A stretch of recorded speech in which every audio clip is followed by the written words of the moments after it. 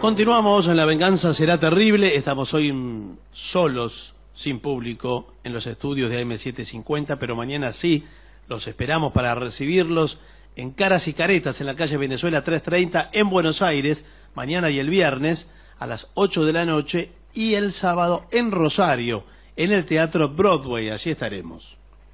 Hablaremos esta noche de Leonardo da Vinci y su amistad con Francisco I, el rey de Francia, con quien vivió en la última etapa de su vida, ¿no? En el año 1517, Leonardo llegó a Francia, tenía 65 años.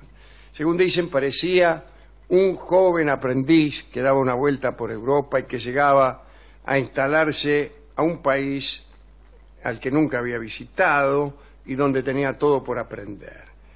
Lo tentó a Leonardo, al parecer, la jovialidad del rey Francisco I.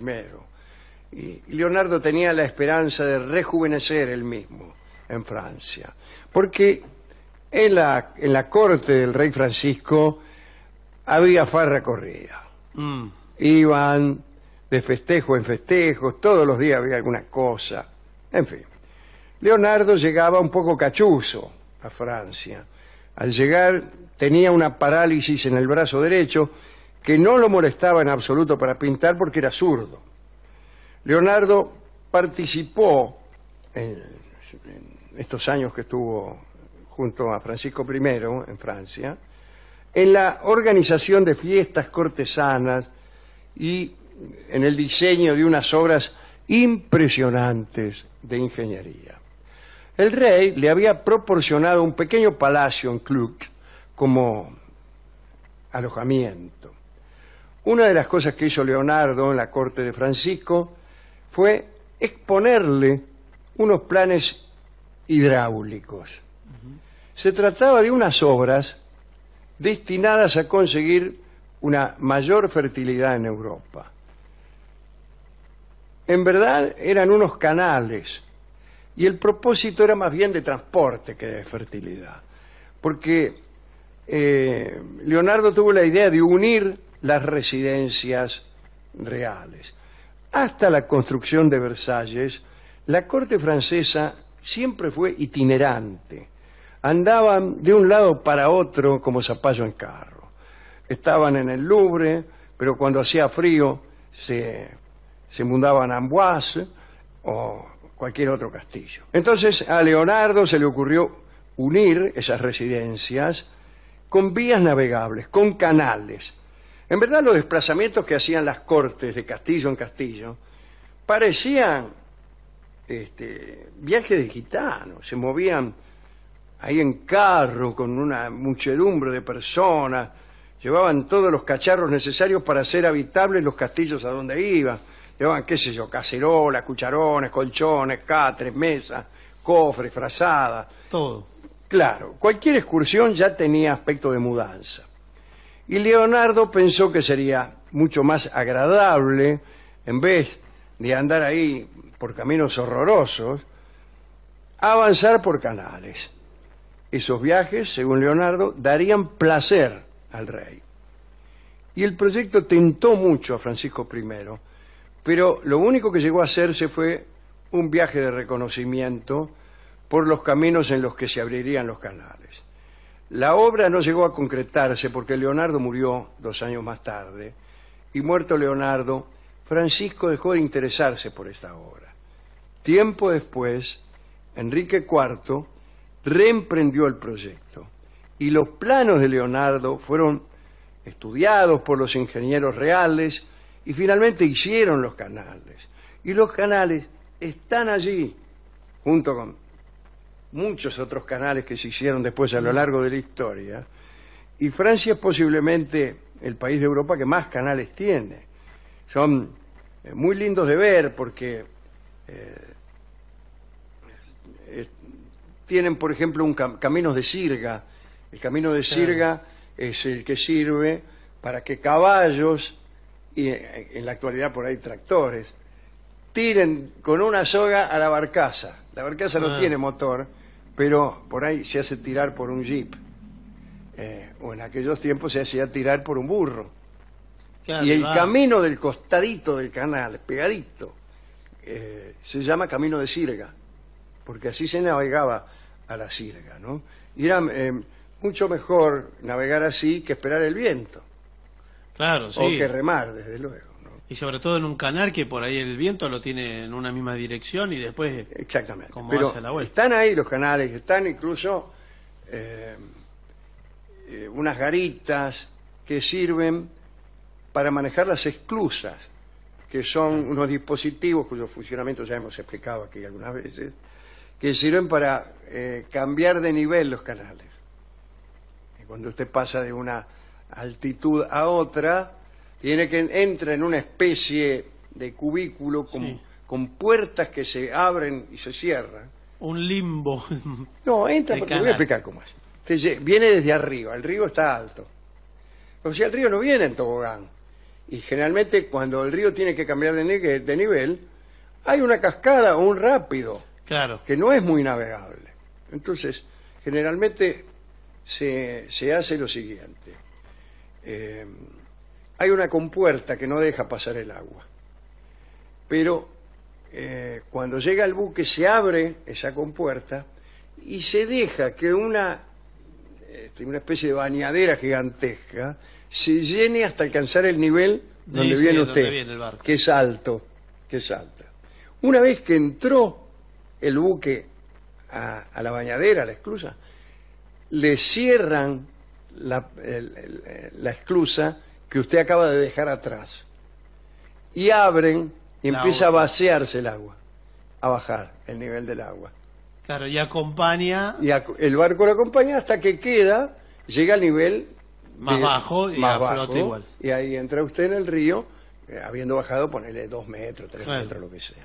Hay una esclusa en París mismo hay una esclusa, porque el canal Saint Martin se llama, allá cerca de la calle Crimea, por ahí, hay una esclusa, usted la ve en medio del tránsito contemporáneo, Sí. y está ahí, la utilizan cada tanto, bajan, suben, no sé cómo es.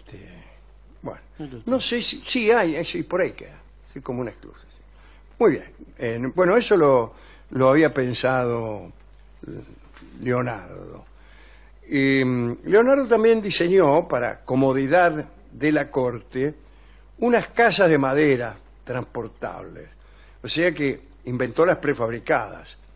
Eran de muy fácil empleo y en muy pocos instantes permitían levantar una ciudad, destinadas a usarse en los viajes del rey, y bueno, cuando llegaba la corte a un nuevo lugar, que siempre terminaban apolillando en granjas, graneros, pajares, en cualquier lado. Bueno, instalaban estas casas transportables, y sí se usaron. Se usaron en la reunión de 1520 entre Francisco I y Enrique VIII de Inglaterra, en un campo que se llamó Campo del Paño de Oro o algo así. Y cabe decir que en esa reunión fueron todos los cortesanos de Francisco, con tiendas de lujo, casas prefabricadas, un montón de cortesanas, orquestas, Todo, mudaban bailarinas, todo. Y Enrique VIII de Inglaterra vino ahí en unas carpas de Morondanga, y todo el despliegue que había hecho Francisco le molestó muchísimo. Le pareció una compadrada. Y agarró y hizo una alianza con el enemigo de Francisco, que era Carlos I de España. Le gustó más a Enrique VIII la austeridad de Carlos que estas compadradas de Francisco, ¿no? Entre las cuales estaban las casillas de Da Vinci. Leonardo también trabajó en la remodelación de los palacios. Imagínense en los castillos del medioevo, cuando todavía no estaba ni soñado Versalles, eran todas construcciones pesadas, ¿no? Primero habían sido fortalezas, después castillos. Leonardo empezó a remodelarlos, hizo más finitas las paredes, que a veces eran de 3 metros, ¿no? Y empezó a poner ventanas grandes, el sol que entraba, cortinas volando, y eso servía en especial para los bailes. Después de modificar los palacios, Leonardo trabajó también en la organización de bailongos, y procedió a inventar decorados, trajes, carruajes, y su especialidad eran los autómatas en aquel entonces. En realidad no se conocen en detalle los mecanismos, lamentablemente. Las crónicas solo dicen que el Parque de Chambord presentaba varios muñecos inanimados, en realidad animados estarían, que caminaban por el parque. Claro, ¿cómo van a ser inanimados? Es una palabra... Claro, sí, eran que muñecos. el copista ha equivocado. Unos muñecos que caminaban por el parque, incluso encaraban a los paseantes y hasta respondían a sus preguntas. Ah, ¿sí? Claro. Las máquinas de Leonardo eran admiradas por todo el mundo. Después de los bailongos, que Leonardo animaba con estas fantasmagorías, todos los embajadores informaban a sus soberanos acerca de las maravillas que habían presenciado. Un último invento. Gran sensación causó cierto león que apareció en una fiesta dada en Normandía durante la visita que hizo Francisco a su hermana, Margarita de Valois. Esto ocurrió en los últimos días de septiembre de 1517. Parece que apareció un león mecánico en la sala donde estaban todos los cortesanos. Muchos salieron rajando, aterrorizados, ¿no? Y el rey se regocijó ampliamente por ese miedo general. Seguido al león, apareció un señor disfrazado de eremita, de asceta, de ermitaño. Y este señor le dio a Francisco un bastón. Era común en los desiertos de la Tebaida la presencia de eremitas piadosos que dominaban la furia de los más temibles leones, y esta era una historia que se contaba mucho, ¿no? Eremitas muy santos que con un bastón dominaban a los leones. Francisco recibió el bastón, tocó al león y el cuerpo del animal se abrió y de su pecho brotó una profusión de flores de lis, justamente el símbolo de la realeza de Francia. Estos son inventos, ¿no? Estos son inventos. Mecánicos, porque... Sí. Bueno, Leonardo vivió muy feliz en la corte francesa, pero solo fueron 2 años. Murió en 1519. Algunos dicen que el rey fue a verlo a su lecho de muerte, pero es mentira, porque ese día él estaba en Saint-Germain, en el casamiento de su segundo hijo, justamente Enrique II. Se había casado con Catalina de Medici. Bueno, Francisco se enteró después, por algún amigo, y dicen que aquel rey, que solo lloraba por el abandono de algún amante, lloró. Esa es la historia que teníamos sobre Leonardo en la corte francesa, los últimos días del viejo Leonardo da Vinci. ¿Qué no hizo Leonardo, no? Sí, ha hecho de todo. Una cosa increíble. Este hombre. ¿Con qué podemos ilustrar este recuerdo de Leonardo? Hay una canción muy hermosa que se llama Muñecos y que canta Ruth Ataguile, lo ha cantado en el marco de alguna aventura que de algún modo nos involucra a todos. Así que vamos a escuchar esa hermosa canción acompañada por Fernando Marzán, Muñecos, en alusión evidentísima, bueno, aunque no sé, disimulada, sí, a los autómatas que fabricaba el querido Leonardo.